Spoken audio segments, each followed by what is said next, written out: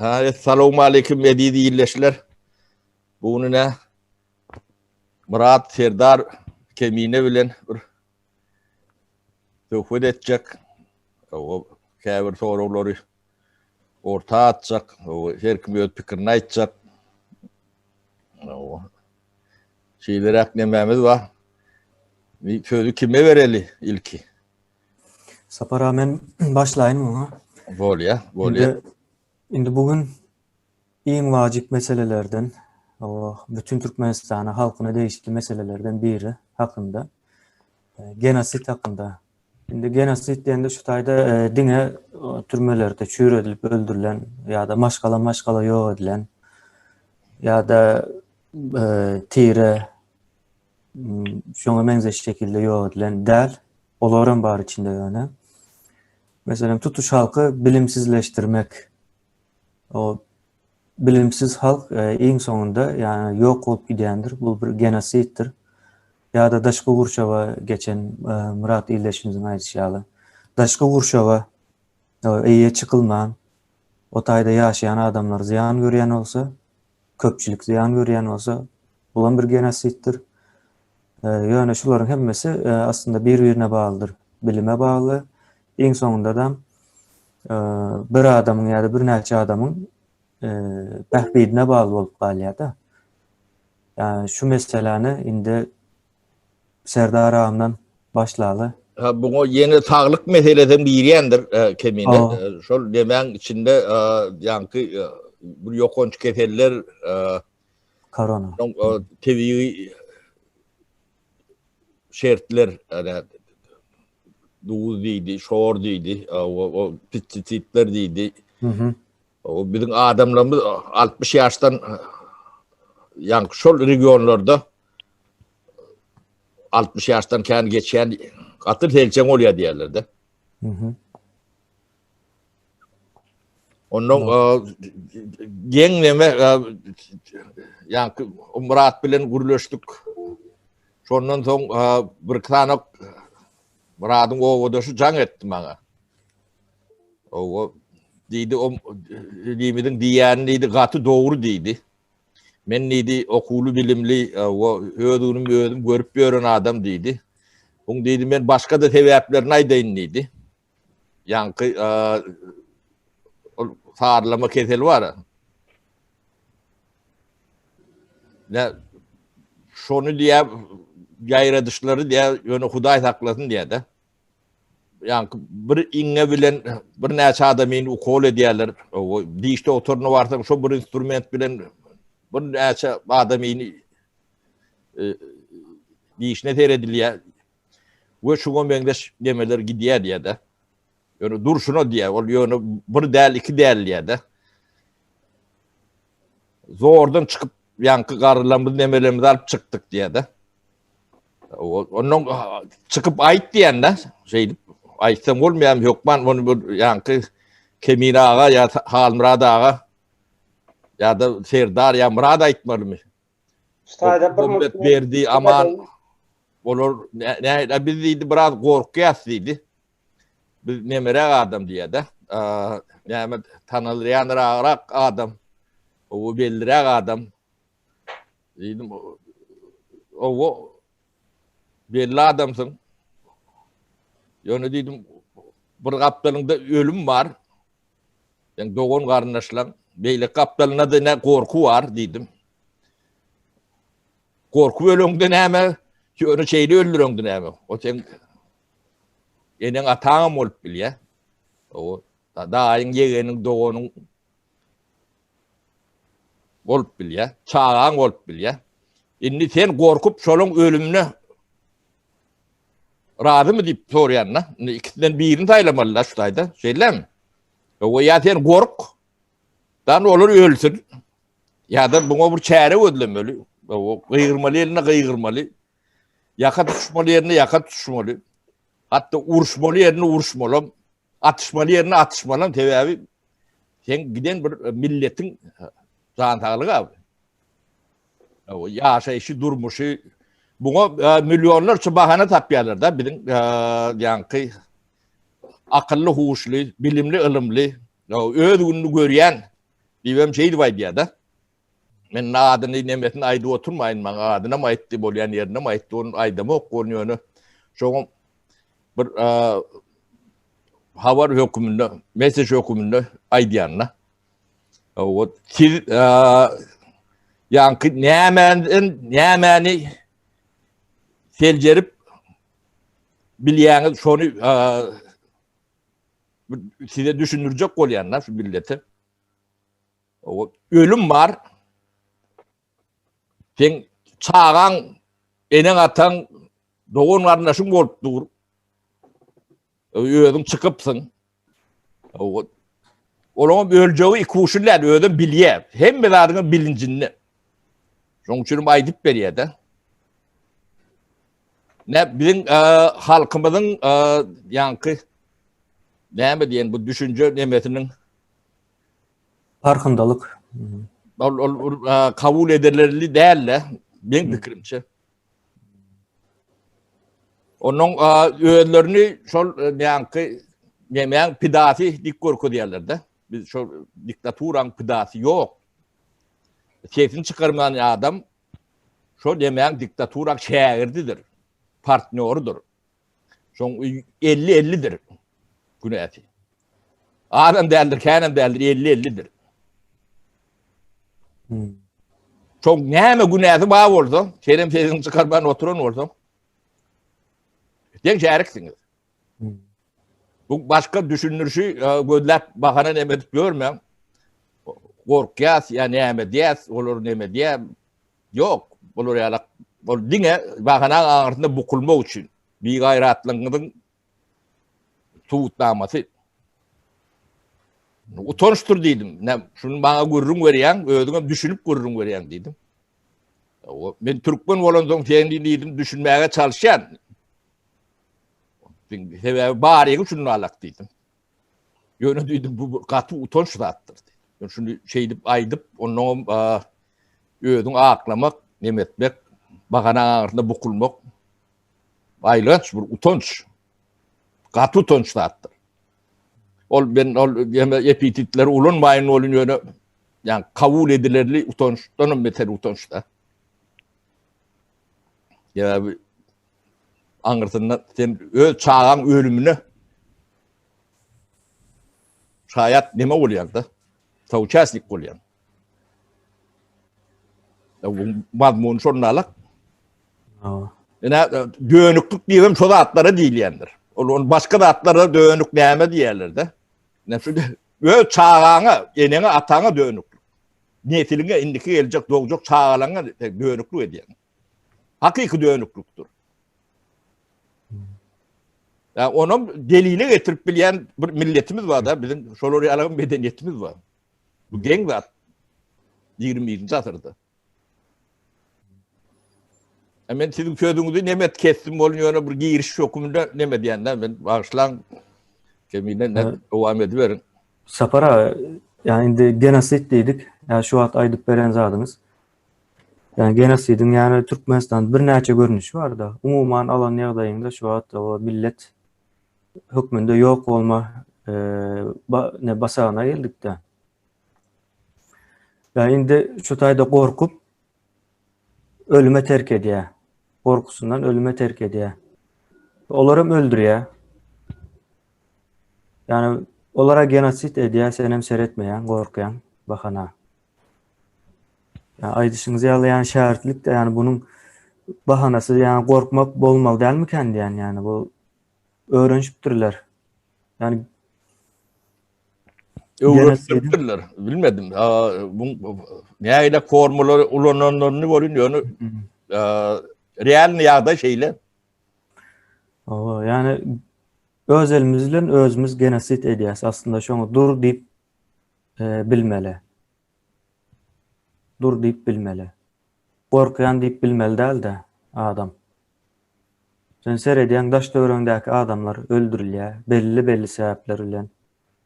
O hakkını talap eden üçin, adam bolan üçin, ýa-da para almadığı üçin Türkmenistandaky ýagdaýlar. O şu ýagdaýlarda öldürilýär, senem seredýän yani bu yani genosidiň meselem bir bahanası olar tutuş bir topar öldürürler. Yani bizde yani bütün halk öldürülüyor ve içinde her türlü bahanaları var yani. Her kime ya da her topara ayrı ayrı bir bahana çıkıyor. Yani şol bahanaların bir yeri yani aylanıp ölüp yani bize ya da bizden sonkulara ya da daş öğrenimizdeklere geleceği belli. Edil her gün günün doğup batışı alak bilinýär yaşa zatlar. Yani şunun önüne almak bizim elimizde, halkın elinde.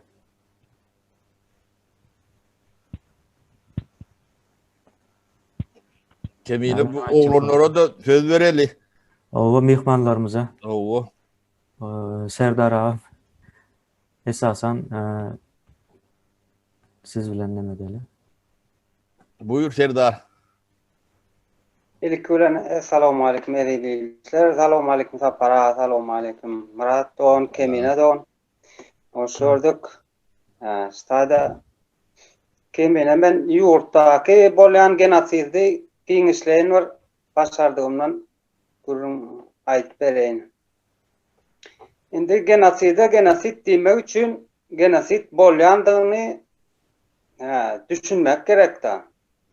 Mesela bilimden tarihin aýdylar birinjilik bilen başga döwletleriň tarihini ya öz tarihin monarxiya öz tarihini okadya. Oňsoň hiç hili sapaklaram diňe okalan ok diňe şo çäre gidilýär. Ertiriden ýokadyk erşe bilen Serdar ýoluna atnýar. Bir gün öňünden çäre oturýar. Şeýdip bilime şeyler gidip bilimsiz çykýarlar. Öz pullaryna bilimsiz bolup çykýarlar. Medisina analamızda. Zinallamız keselliğe yaş gelin olya maşkala urnuya olin köpelmana indi tebigatın kanununda köpelmeli sağı öndürmeli. Yani solum ulu problemi bolupdu. Teav keselçilik. Ortalarda aydılıyara medisina nilleçit akaleçit diya. Sonunki alay. Yaş gelinlemizden dine sol derman üstülen bäwek edilmeli. Ulurak gelinlerimiz ayalda olanlarımızdan sonra bir plan yerinde planlar dörektir. Bunu çağan ne çağan var? 3 tane çağan mesela. Onda ayrılı. Şöyle ayrılayan nemeler kendi o iç organlarından ayırıp tınyalar. Maldarçılığa varamızda. Maldarçılığa da o keseli nädik getirýärler? Suwa we garýarlar mı, howadan sep gitýärler mi? Birgiden halkyň malyny nime gyrýarlar. Onuň gyrlyp başlan soň bir ýerden gymmat, bahady gymmatly diýip derman getirýärler. Hem malyň elinden alýarlar. Hem finans ýardaýyna, maddi ýardaýyna urgu bolýar. Şeýdibem hemme taraplaryň o wagtylykdan ämedilýär. Bir giden dermanlar getirilýär daşar döwletden. Olaryň pedal tarapy aýdylýar da ziyanly tarapy aýdylanok. Şeýdip o wagtdaky ýerlemizden sandan çykyp barýar. Ekiniýsen dermanly ekiniýän. Magazynda tawarlar bar adaýsan. Daşar döwletde iýilmeýän. Biziň çağalarymyz näme kimikal ýedirýärler da kiçijik bir odan rap renkläp getirýärler. Ol organik zatlar ol, kimikal ol. Olum ýyllar oýun geçdigiçe çağaň içinde kesel döredýär. Söylerek indi. Şeýdibem çağlamyz ýaşlykdan kesel edýärler da. Doğru. Mekteplerde bilim berilen ok. Indi şo zatlary orta grupdaky düşünäli adamlar aýdyn şo zatlaryň ziyan çekýän bilýär. Balnisa hasana barsa seredilmeýäni bilýär. Bilim berilmeýäni bilýär. Malyň gyrylýany ýürite edilýäni azyk biljek bolýar. Şolaň barysy näme üçin edilýändigini bilbilen oklar. Hökümet şoň peýdasy üçin etmeýäni bilýärler. Ýöne opşy genosit sözüni pikirlenip bilen oklar. Köpçülik bilen. Ha. Azıcıklar az adam içinde bilyanlar içinde saklaya, olar hükümetlerini işleşen adamlar. Yine var öyle bilse de sesini çıkaran ok, korkyamışsın. Ha, yine var öyle taşar devlete çıkya. Yani endi şol az öyle taşar devlete çıkan adamlar sadece yüze çıkarmalı da sodatlar güçlenmeli. Ha, şu diktatura sistemasını ayırmağını, şol tutuş Türkmen milletini, medeniyetini, özünü, kimligini yok edip barayanlığını düşündürmeli, öz düşünýänini bilmeli, halka yetirmeli öz düşünjesini. Şonuň bilen staýda orta çıkyp bolgap bilen oglanmaz, gaýlanmaz, mert oglan gaýlanmaz. Şolar bilen birleşmeli de halka yetirip, güýçlenip, şol diktaturany, sistemany, şo ýalňyş sistemany aýyrmak üçin jan etmeli. Her kim başarandan algamaly. Şoluna gysgaraga boldy saparaga kemine. Bolýar. Gowu deme Serdar bir zat bar, şu beýnini ulanmasaň, şoňa agram salmasaň kiçelýän eken bu zat. Bu geňdir bolyn ýöne bu ýanky ilmiň suwut eden zady. Beýnini ulanmasaň kiçelýän eken de. Ne 30 ýyl beýni ulanmasaň o gitdigiçe kiçelmeli bolýar da. Onuň başka milletliğin vekillerine şu zatları düşündürecek bolýasy bolyn düşünen oklar. Beýle bor mu diýerler de. Ýöne Türkmenistany bolýar. Bu çydap bolmy diýär bolyn Türkmen çydýan eken. Geň bir milletimiz var bizim. O sen insany ölüp ýatyr, ölýär, näme şonu aýdaý diýen de. Yok de korkyan diýär. Şol yankı korkudan ölümüz haýlýar da. Rahat şoň nemesine. Arda. Şun o sistemada bu gidişine gitse şun ölmeden ertir ölaýmaly. Ödem çağan senden öňürtöler. Ol çalt keselli ya, ýaşlygyndan keselli. Seredilen ok, ýymit ýagdaý pes, üstüne de pes bolda himika diýdirýär, daşar döwletden getirip himika diýdirýärler. Onu gipatitem alýar bular, ýani gipatitin 4-5 tane görünüşi bar. O birinciden oňa garşy bir topar kesellere garşy privifika edilen ok. On tarjy edilýär da. Indi sancım her 2 ýylda 3 ýylda bir edilýär sancım mana biziň owada.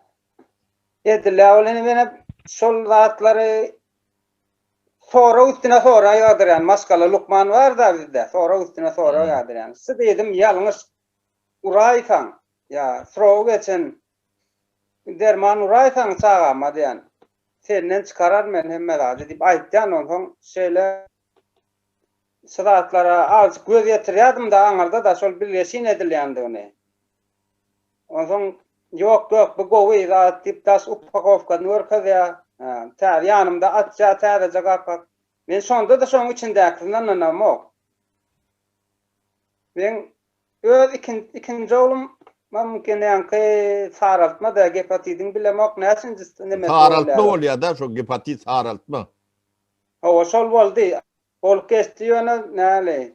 Doktorlarymyz gowja seret organiski der suw içeri diýdi ýanky üzümüň diýdi, almanyň diýdi, şeýdip bir aýlap, 2 aýlap, 6 aýlap ber hesaplap bagyny arasaladyk da soň iş etdik, şonu işimiz şo boldy. Bary işimiz goýduk, şo çaýaň başynda oturduk barymy. Maskala bol. Şo gepatitem tolkun gelýär biziň ýurtda. Şol gelýänligi belli. Daşdöwrüňde, goňşularyňda göründimi o nemelerde, ýurtlarda, mesela Özbekistanda ýa Awganistanda eşitildimi, görüldimi? Derrew öňünden çaresini geçmeli da. Ýurduň içinde. Ýok şol atlar edilen. Türkmenistanda giden o içinde patlayan da bar. Daha şu tarapda da yok bolup giden wagt ýok. O öz dostlarından ya belli yerden gelen o öz içinizde var. Şol men diýjek bolan şol öňünden çäret geçilen nokta. Näme bilem o kagızda geçýärlermi, ýa telewizorda geçýärlermi? Bir wagt gel prepiska diýär. Ýöne bir daha edilip barlan kömöken görem zok. O dünyada eýem o zatları eýem yeňilik geçilen ne Avrupa'da hatta yani hepatiti ya şu daşından gelýänler getiremese bu ödemesinde yok bu zatları eýem yeňilik geçilen zatlarda. Başka da bir topor ketelli. Onun adamlar yani iýmiti doğru yani vitaminlerini hem mecetini alıp bilýär iýmit. Bizim nememizde dine bir yağ ulen un şoda neme yani asortimenti ma yok bolun günne iýilýän şo bir adam yok. O da bir yani o giden yalak şeydi valın ya da urşup töwüşüp gırılışıp demedi. Evet. Tapara. Stada yani göwün memriyatlak geçeyin men şol maskalama çağalarma şu dasar döwletden gelen göwünmi kan iýdirmejek bolup bir 20 sotuk diýenäli yerimiz we melleklerimiz şoň üçin ýa-da göwekinden doldurdyk bagdan. Yerlerimiz sorrak, sonda da düýüni dersläp teredip wagt suwun berip almamy, narmy, üzümmi bedreläp ýerýärli. Şol bazardaky göwünüme daşar döwletden gelen göwünüme göz gyzdyrmasyn diýip. Şol nemesi mädesi dok bolsun diýip. Şo göwünümiz özümizden ölsün diýip. Men şol näl diýsem hökümetden berilen kömek diýip berilen zada nastarojny seredýän özüm. Ýa-da ýok şol baramokda töwrüne. Deme Serdar bu hökümetten bu hökümet kömek berip bermeli diýilen deme yani schema işlän ok hökümet adamları işläp öz gün güzaranyny görür ýalak etmeli. Şonlara ýarak sistemi bolmaly. Şonu halkyň öz ýeýjegini hemme zady özü gazanyp özü edip bilýär. Onu hökümet bilen agdyna çörek tutup bermelilen deme yok. Onu ýöne şoňa şert döretmeli. Adamlar işläp gazanjagyny gazanyp bilýärler. Ýöne 25 sot 20 madyan göwünü bilen üpçün edip bilýär. Şu taýda 10, 50, 60 hektar olan olsa ýene de 20 maşgalany üpçün eder. Yer olsa bar. Yerlerimiz kän bolan sandan çıkan da, sandan çıkan. Sandan çıkýanyň sebebi ne deýkeşlerini ýapyk bolsa, gömülen bolsa, ol su ulanýan demäňiz gadymy döwrüň emesi bolsa, onu gitjek ýeri ýok. Şu wagt indi owy hojalyk büýünden üýtgeşik alyp barýarlar. İnternetde zatdy teredin öwreniň. Adamlar şo bilýär yeterli neme yol açan oklarda. Şo bilgiini alma üçin. Wat ýa-ni köne usul bilen owy hojalygy ýöredip bolan ok bu. Dünýede ýöredilen ok. Onuň bir halk bir zat gadynlar ýalak o ýa-ni dabawlyny stoýmuş diýerde gatma deger diýdi. O türkmençe ýa-ni terminologiýasyny bilemok bolyn. Dine bir zadyň biz stoýmusy ýa-ni maliýeti 10 manat bolsa, 10 manada bir öňüm öndürýän bolsaň, şonu 20 manada satyp bilýän bolsaň, indi çoň 10 manady. Yani pribawşny stoýmuş diýerde, gatma deger bolýar da. Bizde näile bolýar? Bizde ne 10 manatlyk zady öndürýän, ýöne 20 manat harjaýan. O elmide ama minus olupdy da. Yani paýta şonnalak, däne şonnalak. Bizde däne paýta owy hojalyk demeleri yani giýdejili Değil, o esası ekleyen zatlan hemmesi şonlarla. Hemmesi minuslu. Ödem o ekologiyan üstünde ulu demesi var, yükü var. O yeri, hovanı tağından çıkaran. No. Ona yörüte diliye. Halk İslam ekonomi apaktan. Yani plan verip ektiriyen, doğru edip ektiriyen. Ne sizin ne yaşayan yerlerinizde ne mari meruf diyede. O 1100. yıllarda, 11. asırlarda, 10. 11. asırda şu tayda 2,5-3 milyon halk yaşaptıram iyimitem oluptur. Ekrançılığını medip biliptirler. Şu tuğulen. O. Şunu bir yerde benim okudum. Bardı kırgılmandıra. Böyle yetiptir yani adamların. Yaşaş böyle. O. Şu vat ne soruyarak soğurum yoktur. Hayırlığın yoktur soruyarak. Ne gün yıldan sonra ne şu derece yetip bilmeyen milletimiz var bizim. Ne gen vardı şu atlar. Bu da şu derece iyi de tüyüşme uçuyunum, iyi de ötme uçuyunum. Onu da bir türlü akıl gerek mi kendine? Soruyarak iyi de gitme uçuyunum. O ne bize gittiğinden sonra o hiç kim çözüp bilmez yani. O gen bizi gen örüyorlar. Biz yani tevigatta bu gen canlar yalak kol ne deme çıkar bir tarihe geçer. Şol yalak gen yağdayımız var bizim. Vaktinde iyi durmasak bizleri vystavka koyarlar Sapara.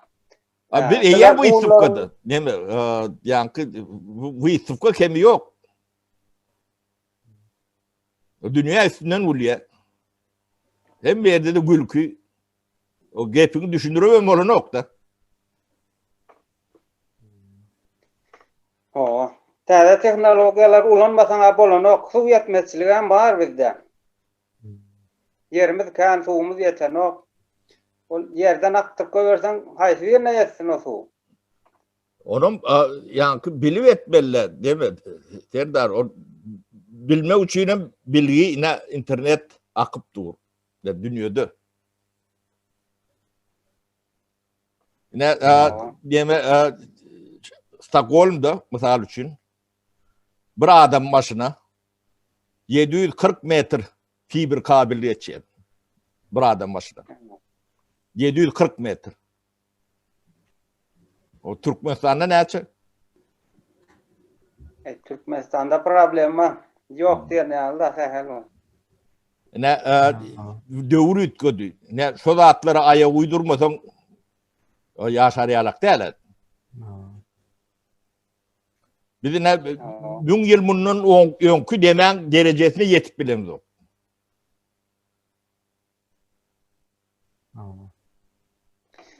Sol Sapara bizim yani halal işleyen adamlarımıza yol verilmeden son hemen bir tanışım var. Aşağıdın ovacılığını kızıla otaran, Moskva'nın ovacılığını kızıla otaran. Şu sistemde işlemeyecek olup öyle dayhançılık edip gördü. Yoksa aklı fikri yetik sol adamın. Onu da işlemeli mümkünçülük diyen oldu. O da bolyandat oluyor. Onu da neme yok. Yok oldu. Yok solum. Yani arayındasında yenisinde anarda utadı bir boşrak yer yatan olsa bağların ne diyeyim kamışlarını atlarını tekilleştirip tepeleri tekillep şöyle bir yer açıp özlerine bağ ekip yenedip. Deme ne ştayda bir soru vardı. Türkmenistan'ın yeri yani Türkiye'nin yartıyalak da Türkiye'de 83 milyon halk var olsa Türkmenistan'da da şu at yerine 3 milyonlar kendilerle belki de 2,5 milyondur 2 milyondur içindeki. Diyem ki toprağı halka verilen o. Ne mesele. Diyem için halk bunu dileyen o. Ne bu da ikinci mesele. Halk näme üçin toprağı maňa ber diýen ok. Bizim Onun- gen halkımız var. Serdar, şuna bir üns ver. Ne berjek bolsa näme üçin berjek bolýan diýip näme diýerler? Üstüge hücum ediyorlar. Ne o da urlara bir yaşadık biz. Näme Ne da- sen näme ovanızda sizin oblusunuzda biz yığına gittik. 700-800 adam da var. Ne yani yeri halka paylap verecek bolýar. Hususi eýçilik eşleyecek bolýar. Hmm. Onun sizin oblustaki yol başçılığınız esası demesi. Onun için de bizim tarafımızdakiler ma bolýany ağırlıklı yokordan komanda gelenler şu geçmeler şuları deme worködüm dip. O wat buňky alak gorkudup ürküdüp demeden okdur oradan ýöne batış ba bolun ýöne başgaça da. O sizin yol başçılığınız karşıdy. Hududy eýçilige geçirmäli, yeri halka bermäli. Şoň üçin şu wagt siz arkay potrot diýip ýörsiňiz. Näme üçin potrot diýip şoňa bu türlü demeden yok da. O beýle bolmaly ala. Yer eýesine barmasa yerden hiç sadat bolýan eldir. Yerin eýesi bolmasa. O potrot diýilen zat, kärende diýilen zat sen eýesi alasen. Ýa, Şoň üçin yer daýylan ya başgalar düşünde aýlanan ok. Tek öz yeriň bolsa şoğra batırarmy şonu? Bakmaz. Sapara şu taýda näme var ya? Feodalizm bilýänsiňizdir. Feodalizm wagtynda edil şunun ýaly toprak bir ýada ýani padşah var, karol. Onun aşağında da baronlar var. Ýa-da şoňa benzeş gatlaklar var. Şu taýda toprak şu toprak meninki diýär, şu toprağım birini işlediýär, şondan hem talap edýär. Yani o toprak aslında ona değişildi yani işleyen adama değişildi. Ya şol feodalizmin çöküşündeki iktisadi mesele de şondadır. Aslında toprak halkta bolan olsa feodalizm yani topraktan önümçilik dövrü bitmeyati. Yani şol dövür bitti. Onun yerine ne geldi? Endüstri revolüsyası geldi. Ondan sonra kapitalizm geldi. O kapitalizmden sonra şu an dijitalizm deyip bilerse yani. Koronanın demesi bilen, yardım bilen. Yani biz entem şu feodalizme ne diyas yani. Zorlayas şu tayda kalmak için. Halk o. Onu mu ağırdı? O. Feodalizm öz bir inzonu bay batırak dip demesi var, eýesi var yerin. Bayın eğil, bay, inzonu bir bayın nemesi şor. Onun bu at on eýesi ýok. No. Deme ne Türkiýanyň meclisine giýrende uly harp bilen ýazylandyr. Mülk döwletiň sütünüdür dip. Ne mülk bolmasa siz öz toprağınıza bağlı adamlar değil. Siz hovadaky adam. Yani öz nemäňizde öz watanynızda arrendator da. Yani mesele şu taýda. Toprak sizinki değil. Döwlet diýär, o döwlet kim? Döwlet siz bolmaly, halk bolmaly. Ol iki tanak piç yani men diktator ya men plan dat diýen bilen o döwletiň iýsem ýok ol adamlarda. Bizim halkymız şolar döwlet diýip düşünýär da. Ýalňyş datlaryň nemesi şol. Doğru. Ol iki adam adyna diktator diýip näme diýip hiç adam däl. Onun öne bilim watançylyk demämizim ne şo taýdan owşakka diýär da. Türkmeniň watançylyk duýgusy ýokdur. Gaty owşakdyr. Şular ýalak demänem adalatlyk şoň üçin ýapylýar. Bolup bilýär. Şoň üçin biz kabul edip bilýär. Millet bolup. Sebäbi toprak teňki däl. Teňki ýalak bolýany teňki däl.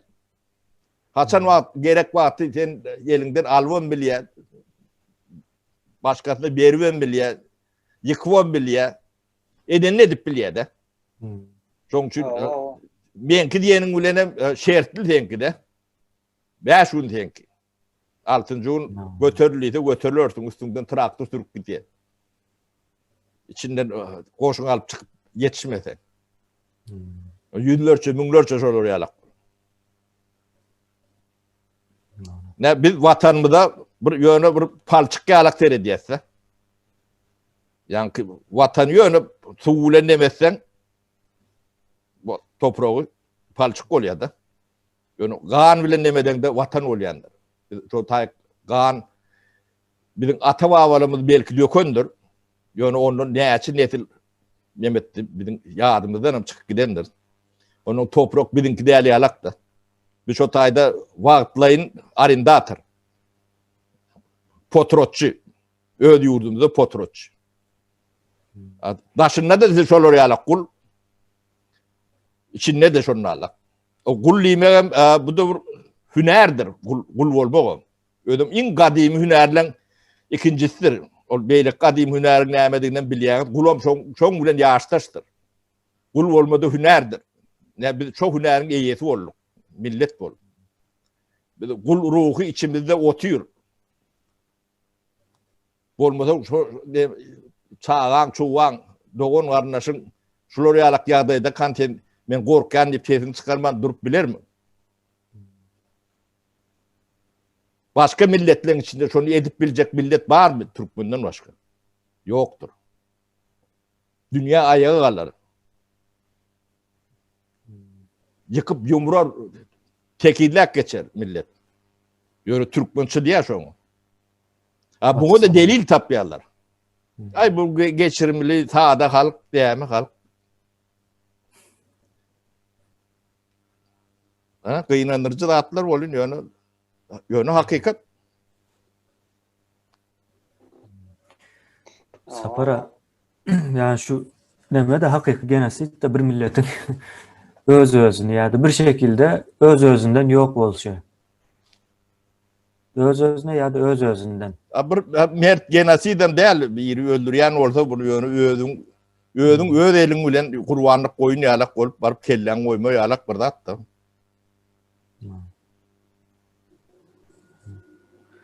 Onu yine gururlar ne diyorlar? Yani eğilerek halk beyle olmaz, nemetmez.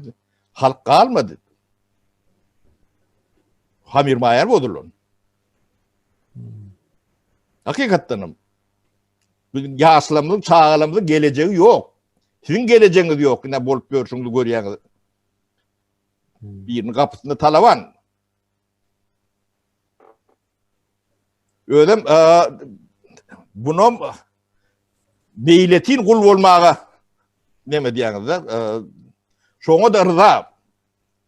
Yani birinin demesinde üçüncü döwletde bir iş tapıp demedip şo taýda şular ýalak günde şertde ödem ýokary hünärli neme de däl. Iň gary işlerde iň bir neme meslekli ýa nemesiz professional däl nemelerdi işlemer nemesinde o iş haklı yerlerde işlemeye mecbur. Ne gulçuluk bu. Yani 21. asırın gulçuluk formatı şeyler. Ya bu da bir türlü kail, bizim halkımız kail. O kail diýende sapara şu bir zat aýtdy da. Ay diri olsak ýetdi diýdi. Yani canımız var olsa içinde. Şoňa şükret diýen ýalmanyda. Yani diri olmak bilen ýaşamagyň arasynda gatul tapawut var. Ýaşamak diýip ine Ýewropa ýa-da ösen ýurtlara edilýär. Diri bolup haýwanlarym diri. Yani diri zat gaty kana. Ýöne ýaşamak durmuş o has başga bir zat.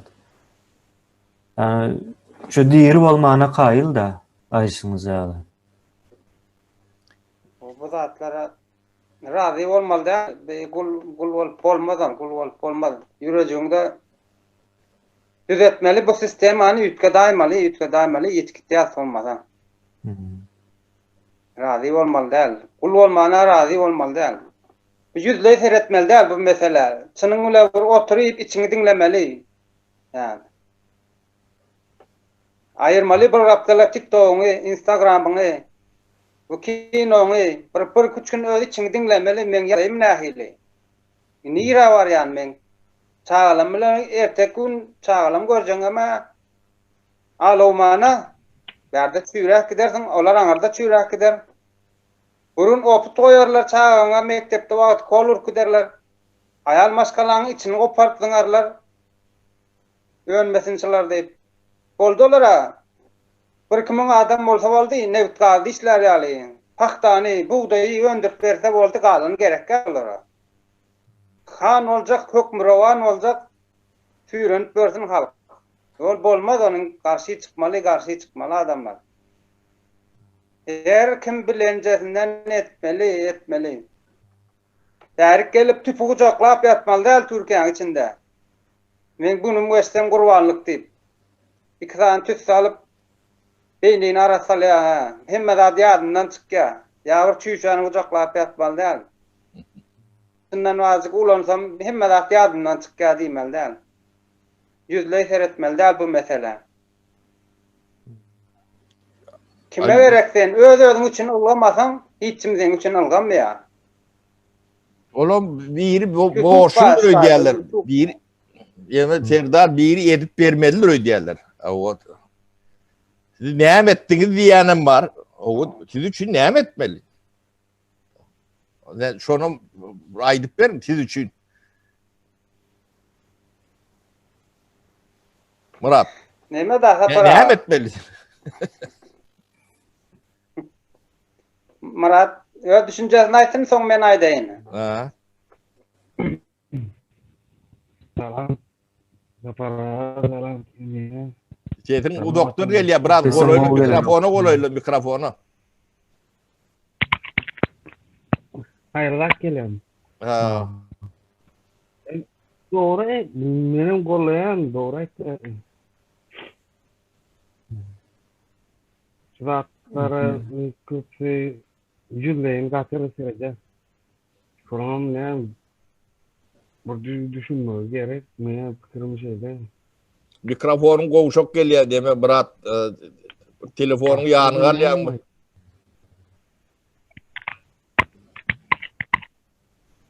Yok. Eştilen o. Devam edelim. O sen devam ediver Serdar Murat Mehmet mikrofonun oryança. Şimdi şöyle yağday var. Sabara. Şimdi berde men tanıyan mert yigitler var. Ya şularla bunların fikrini dinlep görýän men. Näil ferediň şu işlere. Her kim watanyň uğrunda olanlar gaýdlarmy görünüp görünmän bir giden işe de otyrlar. Siz näil garaýaňyz? Bizem de siziň ýanyňyzda bar diýär. Ýöne göremeli olanda biz çağıran biz ýanyňyzda diýär. Şulara näme jogap berip bolarlar? Eliňizden geleni edin kömek edin diýsem hele çekinip durlar. Olar bir korkak diýip bolmaýarlar, merde olanlar. Men tanýanlar bar içinde köpsini. Ýöne işleri bu edilen işleri görüp bilen oklarmy kaya, duyup bilen oklarmy kaya. Şondan bir mesele var olaryň. Ya da inanyp bilen oklar. Owa. Ya bunu Anam gerek da nasıl ýagşy iş başladymy? Orta çykýan adamlaryň baryny synet görmeli, dinläp görmeli, her bir gepleşigini şol ýaltanmaly däl. Iň bolmanda bir saat boşluk bolýar günde. Kim iş edýär? Kim gyýwat edýär? Ondan göwnüňe jaý bolar şol haýsy iş edýär, haýsy. Ortada dernek kuruldy. Aýdylyp dura. Studentlere kömek edilýär, işsizlere işe, dokument ýagdaýyny meselesi bar. Birden awukatlar bar. Mene başkalar da şo zatlar görüp bilemok men. ay başkalarının burada atlar yediyendir. Bir bilen bastaş bolup yani emetmek üçün nemedilen ok. Bu zatlar bolun yönü halk ne Türkiye'de 1,5-2 milyon vadi yerlerde 1 milyon mu 1,5 milyon mu şoň bir 10% nemeden okda şu atlara koşulşan okda 1%, 1,5% şol realak nemeti var da. Bunun devlete de şu status quo diye de şu yağdayın şeyle duronu gerek. Bunun için bunlar kan dehmet serişte harcayalar da. Yani Türkiye gidenler vardır. Yani şolun köpüsü pasportlarına problemacık tapar, ya dokumentinde başka bir nemeleri tapar, şolları yankı nemeden çıkyansa bana bir gururun veriyor da. Yani şu derdi edilyenlerini. Ondan yalnız kendi kabinetlerine gidiyorlar. Sen eylene geçip kuya açar yalar diyorlar da moralini seni öldürüyorlar. Şimdi sonundan çıkma uçuyla kömök edeli diyorlar. Ne etmeli? Yani Türkiye varanda ya da plan erik varanda ne bir de hizmet etmeli. Yani havar verip durmalı. Agentlik oluyor da. Agent oluyor da. Ne daşına çıkanların 60-70% şu demeden geçendir deyip bana garanti veriyor da. Onun köpüsü tanamını okup bunu edecek olup bir öğreni yok da. Yani gerek vakti bärik geldiyeler. Ana demesi şol. Ne şu atlarım ne iderler uğradık golün hakikatlerim şeyler. Var. Yani bu da atlara bir yenk geçmeli. Bu da atlar diyilenine de edilenine de yuğurdum dedin ki şu taydaki yaşayan doğun arnaşlangım sizin arnaşlangı sizin doğunluğunuz birinin ayalı birinin adamsı yine birinin ecesi kakası size ne aylak şert demedilerine de siz ağa kara düşünen adamlar olmalı. Bu neymişin edileyenliğin şu da atlara bir yani bir karşılık var közmeliler. Ya şonu komşu ediyorlar katı. Bir fark arayalar, bir fark. Sapara Şundan oldu. Ertil kaygı değil. sözümüzü bölecek de şu tayda 2 san söz var. Birinci karşılık görkezmek. İkinci hem näme etmeli? Yani biz näme etmeli? Aydın diyen deme var da. Birinciden karşılık görkezmek her türlü bolup bilýär. Diktatura karşı. Çıkıp efire çıkıp şu karşılığını aydıp bolýar mesele. Ya da öz baştak çıkıp bir piket protest ýalyk edip bolýar.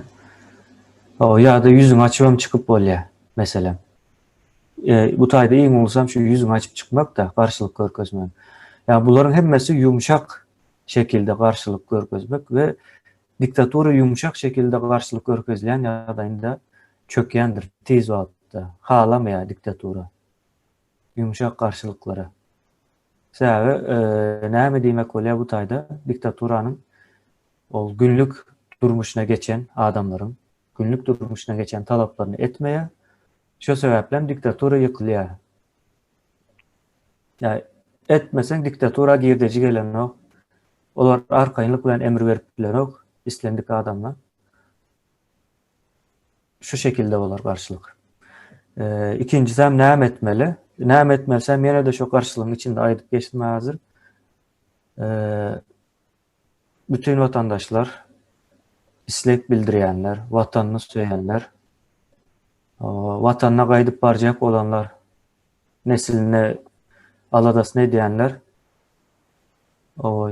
çıkıp öz isleýlerini, talaplaryny bildirmeli ve karşılıgyny görkezmeli. Etmeli işiňiz hem şol, karşılık görkezmeli. Karşılık hem yumşak bir şekilde görkezmeli. Sebäbi yumşak şekilde karşılık iň güýçli karşılykdyr. Adamyň edip biljegi.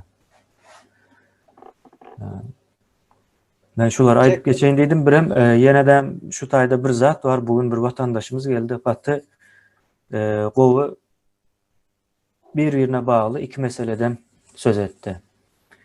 Birincisi diýdi, biz diýdi pensiya çıkıp bilmeýäs diýdi 90%'imiz. O pensiya aňyra baranda pensiya çıkıp bilersmi? Nädip alyp bilýäs bu zatlar diýdi ya. Bu pensiya hakynda öňkü nemelerde bir rolik video taýarlandy. O taýda geçipdi ýani. Mailnama diýip ähli halka açyk. Ve indi diýe men diýe şu taýda hereket edýän diýe ve ýanymda diýe yatanlar var diýe hereket etmän öyle bilýär diýe. Şu wagt bilmeýän adam ýok diýe de bu wakalary. Habar bolmayan adam yok diye. Şu dilden dile has tiz geçeceği diye bu YouTube'dan, videodan geçeceğinliğin yerine. Indi diye men yurda baranımda diye. Ben bu taýda vatan üçin alad ettim, hereket ettim diye. Benim diye bir tapawdym bolmaly olardan diye. Yine de benim pensiya ýaşmam yetip gelýär diye. Pensiyama diye. O pensiya berilen ýagdaýynda şonuň üstüne has köp almak isleýän diye. Men sebäbi olardan tapawutly watan üçin bir zatlar etdim diye. Ve olaram şo zat etmenligini görsün diye. Yani men o pul almak üçin diýip aýtmady dogry manyda. Onun aýtjak bolşy beýlekiler hereket etmedi, şonuň jezasyny çeksinler diye. Bir tapawudymyz bolsun diye aramızda olar bilen bizleriň diye. Yani bunu teklif şeklinde aýtdy.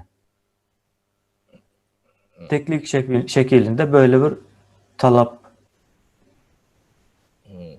Şu arada pikirleşelliýän bu çekşeli. Halk öz pikirini aýtsyn diýen. Halk öz pikirini aýtsyn. Ine seredin öz halk kararyny bersin. Bir tarapda iş eden adam var. Ol iş edýär. İkinci tarapdanam iş etmän seredip duran var. Hani bir zatlar ediverim gerek wagty goşulýars. Ya da edip bilmeýäňiz diýenlerem bar. Indi bu adamlar deň bolmalymy? Yine soru da yani ullakan bir soru. Yani Türkmenistan ütkejek yani bundan soň ütkemezlik diýilen bir mesele söz däl. Onun ýalak zat bolup bilmeýär. Bundan soň ütkeýär. Ütkömese de ütkötmeli. Bu başka çıkargasy ýok. Şu soraga men bir neme tarihten yani dünýede bolýan nemeň käbir nuskalaryny aýdasym gelýärdi. Adamzat 5000 ýyldan bäri urşup ýördi. Ondan öňe urşan rolüň. Ondan uly döwletler, imperiýalar gurulýar. Urşak diýerler, baswal neme diýerler. Yer baswalanlaryna etkenlere yer paýlayan ekenler de öňkü nemelerde. Ben bunu şu Litvada o döwlet ulyny urda döwlet bolanam derler. Yani 18-nji ýyllarda bir 10 ýaşyl döwlet bolýarlar-da. Onum urşup alýarlar. Şo urşa gatnaşanlar yer beripdirler-de. Etkenlere. Kime 20 hektardan, kime 30 hektardan, kime 50 hektardan. Şo berilen yerler, Sovet Soýuzy ýykylan soň şol adamlara ýene gaýdyp berdiler-de. Ondan indi şolaň atyklary, çoğuluklary bilen gürleşýände. Mende kakamın kakasy, o garry nemämiz atamyz, o şu Litwan azatlygy üçin, urşan üçin 20 hektar yer berildi. Beýlekinde 30 hektar yer berildi diýip şo nemetine görä. Şol ýalak ýani bu neme goşon bilen goşmadyň şeýdip tapa awdyny bildirýän ekenler-de. Türkmenistana mende buloň elinden biz o toprağımızı basıp almaly. Bunu paragat ýol bilen etmeli, ol ýöne bermeseler beýleki ýolum açykdyr. Bu başka çözüm yoktur. O bulon terörizmi kanunu bolýadanyn halk öz adatlygy üçin nemeden de kanunu bolanok diýilen tebigatın kanunu yoktur. Şoň üçin bunu islenlik metod bilen hakymyz bardyr. Halkyň haky bardyr buňa. İslenlik metod. Uruş bolsun, ucaklaşıp demesinler, salamlaşıp, gürleşip, ılalaşıp etsinler. Yöne şu hükümet gitmeli. Bunun başka hiç nemesi yok. Bu devleti oňorup bilen ok. Halkım şuna karşı. Halk eýen 90-100% karşı şuna. Şu hükümetin tarafını tutýar. Şu hükümet bir de bolýa diýilen halkın içinde olur yalak neme yok. O arkada dip beýgirdi versinler, televizörde görkedi versinler. Şu hükümet isle eýlek, yani paragat ýolunyň gitsin, isle diýrensin. Şu gitmeli, gitmese şu milletin geleceği yok. Millet bitýär, utorýar. Ödem şu ne soňky nemeleri, soňky şansları. Son bunu dikeltecek neme de galy nokta we bir iki nesili yemetdiler de bular. Beşal tadana adam bir jaýda ýaşapýar, biri düşünýärden galan altyzy nemede nokta. Şolar giden soň döwlet dikendir diýär. Hiç adam bolmaz. Şu iň soňky şanslaryňyzdyr. Başka bu demesi variantam yoktur. Hiç kimin şu taýda şu hökümete hyzmat edip şundan yapışıp yatanlar var. Şolom çağasının geleceği yoktur.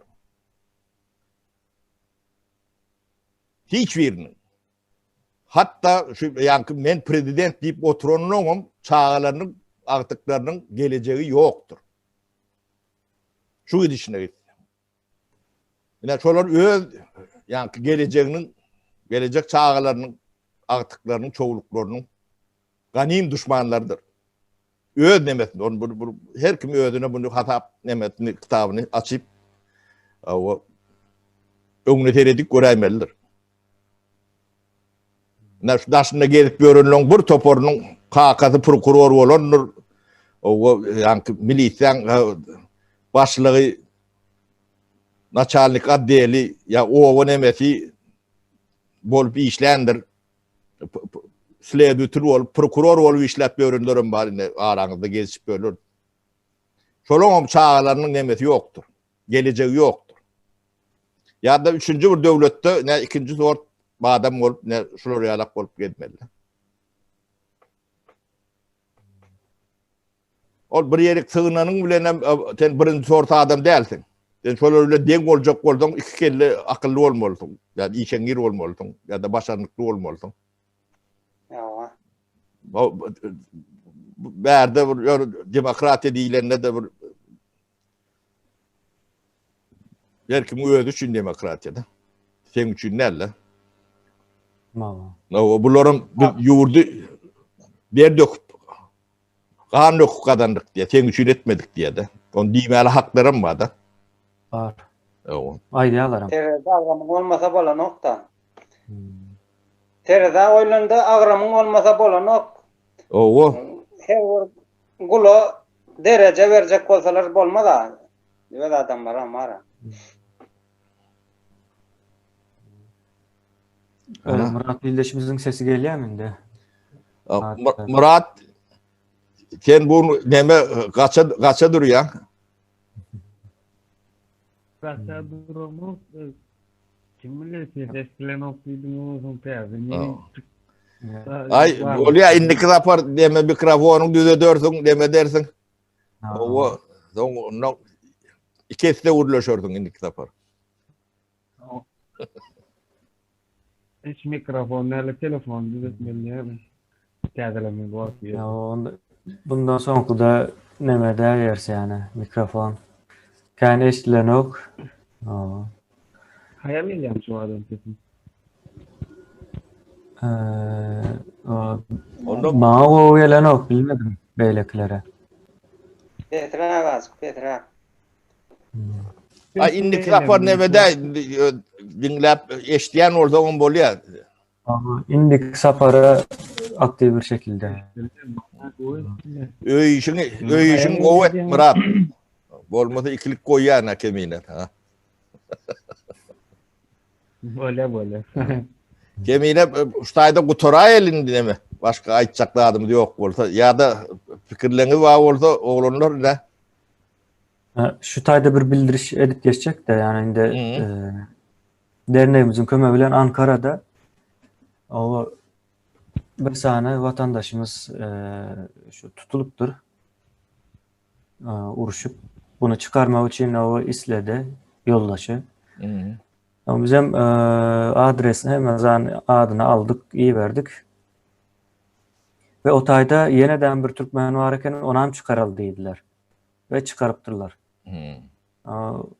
Belki iyildeşimizin özü bir boş vaktinde gurur verir özü deyip fikir ediyen. Biri vardı, ikisi çıktı. Biri 19 aydan beri şu içeride yatan olmalı. Beyleksem en tek bir ay olmadı. Bize biraz geçirerek haber verdiler. Şonun yalak bir nememiz oldu. Peydalı bir işimiz oldu da. Kemine şolary ýalak iş edilýär bolyn, soň onuň men jurnalist näme diýip o üstümüze bir saгатлap onu pok dokup edile diýerler. Şondan näme demez ok. Özlere nedin köbek gerek zat diýär eden soň onuň üstüne hüjüm edýärler. Yo bu Ankara'dakilerden bu Ankara'dakilerden haberi yoktu oğlum yani ayrıtın öz aramızda yani. Onunla tökmediler bu tapar. Ay bilmedim yani. Onun yankı bu konsulstoda arz ediyor yankı dernek işliye demediye deyip İçeri İşler Ministrliğine o üniversitelik arada iyi verdiler. Allah. İçeri İşler Ministri bu aydıptır İçeri İşler Ministerliği'nin içinden. Bu konsolosluk ruh hastası mı deyip soraya. Ne için bunun yazad ediyor diye. Bilmedim. Kemine. Dernek iyi şey diye deyip arz ediyormuşlar. Diye konsulda daşta uğrağından öyle illeşlemede ne? Ya diktatör diyenem var, o mafyozu diyenem var, yine başka. Bu ne aylak gol ya Kemine mena düşünemek bu millete. Ay yok sapara olur şol nemelerden olmalı da yani provokasyon olmalı başka bir açıklama getirip olmuyor ama da. Olur değilsin biz edeli iş netice veriyor. Ayrılan zat netice vermeye. Güç olmasa. Sayda benim bir çağırışı değil de oğlanmada kıyılanmada. Aziz vatandaşlar, sizin milletinize karamazdan canınız, barınız Türkmenistan diyen olsa, şu derneğin ediyen işleri lalışayan olsanız, şu oğlanları anlayan olsanız, yüreceğiniz var küncevinde, anlamınız ağacıgan olsa, dören olsa, yolunuz uzağım olsa, in olmanda telefon numaraları var, Kemina'nın, bayramın, yeni doğanlarımızın, özünüzün, bizim aramızda dığını bildirmeniz için hiç olmasa bir can edin de fikrinizi aydın. Siz bizle yani biz tarafta dığını bize anladığınızı bildirin diyecek ol yanda. Özünüzçe siz menem siz bilen deyip içiniz bilen içinizde saklap yapıyorsanız hiçim bilen o ne. Şunun için yolunuz yakın olsa derine gelin, yolunuz uzakrak olsa can edin. Can edin. Evet fikrinizi aydın. Siz Allah'la şandınız, ne yandığınızı biz bileli. Bir hukuk deyin ya. Sağ olsun dedim. Aa. Düşündürüp bilendirin da. Yok, ben düşündüm. Serdar illeşlemem düşünündür.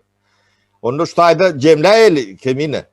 Cemle Öyle spora taýip. Bolya iyleşler, o köp sağ bolun, sağlıkta görşeli yigitler size de sağ bol. O Murat senem indiki zapar mikrofonu gowy işler.